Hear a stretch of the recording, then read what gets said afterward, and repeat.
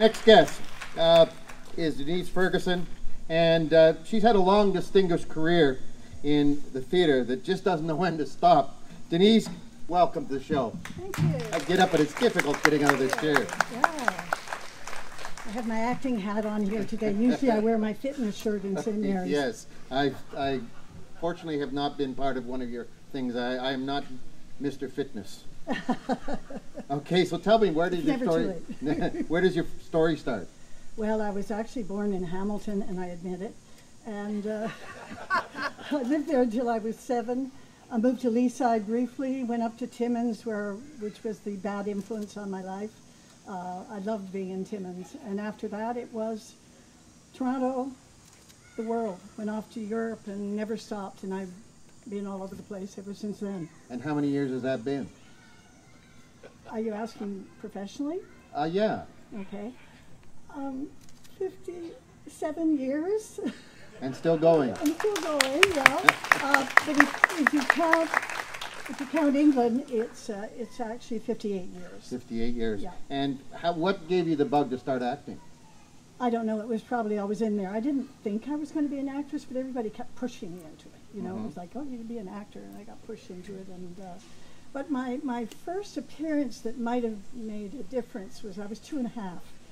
And my grandmother had sent me this beautiful kilt from Scotland, right? And I was so proud of it, and I remember it so clearly. And my father was pipe band major, drum major, right? And there was a Scottish night at the Masonic Hall. And the pipers were playing away, and the dancers were dancing away. My mother was sitting there, and all of a sudden, she saw this rear end, my knickers showing as I was climbing up onto the stage. I did a Highland fling, much to the dismay of my mother and probably the dancers, because I got all the attention with my Shirley Temple curls bouncing. And maybe that was the taste of theater, I don't know. And your first job acting, paid job? My first paid job, well, that's not counting singing. I had a radio show. Oh, really? Yeah, called Date with Denise and CKGB. I'm not a very good singer, but... Did you get many dates with Denise? Well, I did okay.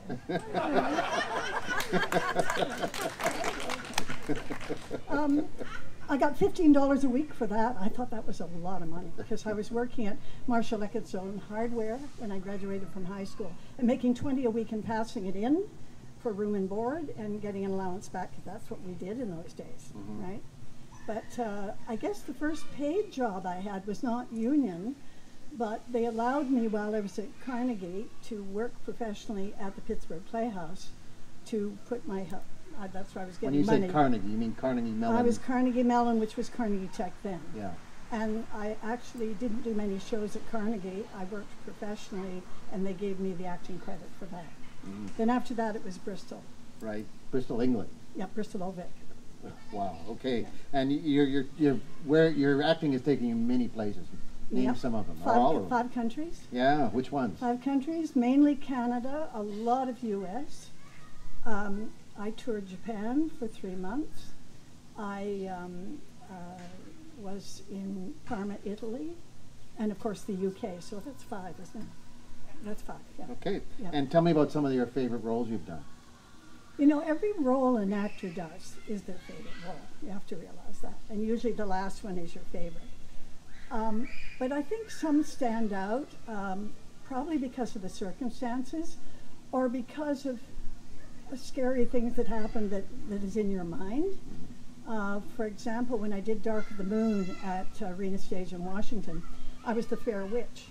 And I had to crawl up, it's an arena, right? And I had to go along this set, way up over the rafters, hang by my knees without a guide rope. I'm terrified of heights, And I had to say, "Witch boy, you tired of the moonlight?"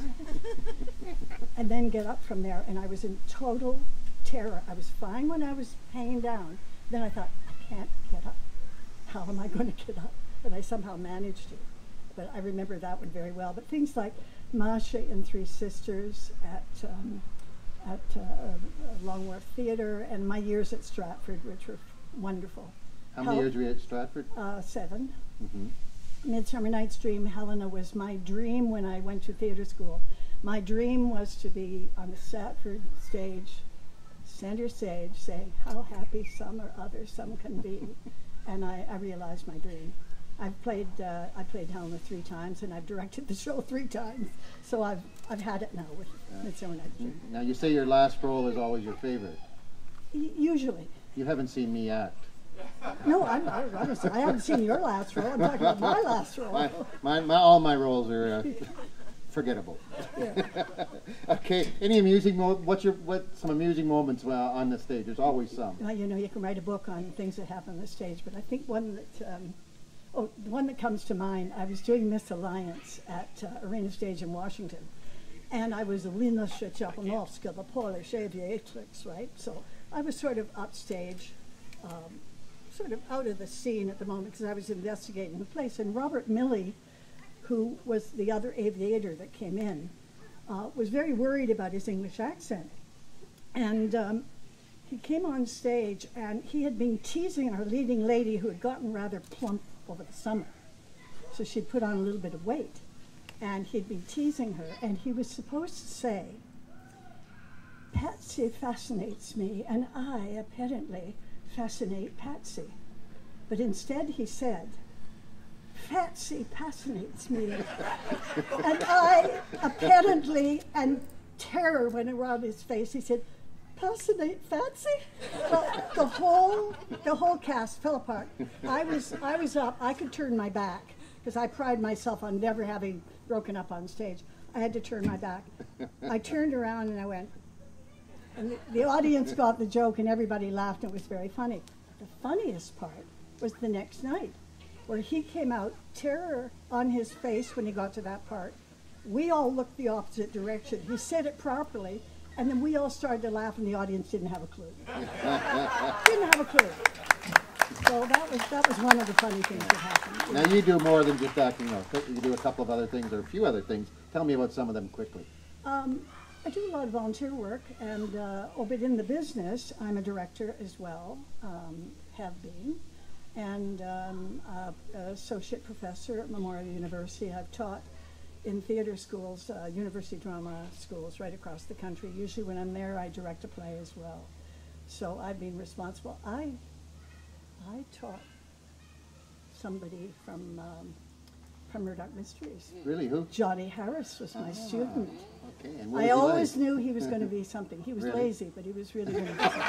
He was really lazy, and I kept on calling him on it. He would sleep in. Oh, I shouldn't tell this. Oh, he won't be. No, do Can tell I tell? it. Oh, I can Please. tell. He's not watching this. He's going to be really mad at me. But he just couldn't get up in the morning.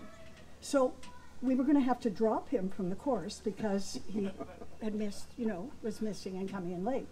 So I grabbed him behind the garbage dumpster and I said, "Is this what you're going to do with your life?" And I said, "Johnny, charm is not enough." I was wrong. I was wrong. Charm is enough in the business. And then I came back and I sat him down in a chair. I said, "Okay, class, we've got a problem. How are we going to deal with this?" So they organized a team because he lived in the dorm. They would go, they would wake him up, they would make sure he was still sitting, they would bring him coffee, they would get him to class, and then I allowed the whole class to have coffee and bring in breakfast because most of them were just running into class. It was a stupid thing to have actors at 9:30 in the morning doing an acting class anyway. Okay, why'd you settle in St. Mary's? Because I fell in love with it. Like all of us, I think. And I'm still in love with it. Yeah. So, where do you go from here? Well, I've got a few things in the wind. I'm going to be teaching dialects to the company at Embro, giving them a Scottish accent, a Highland accent. Like what? I'll be teaching them Brigadoon, the Scottish accent, but it'll be Highland, which is not like Glasgow. What's it's much Glasgow like? softer. I won't go into that one. Okay. I can do it, but I don't want to go into it. Okay. Well, thank you for coming in here, Yeah. and pleasure to have you on the show.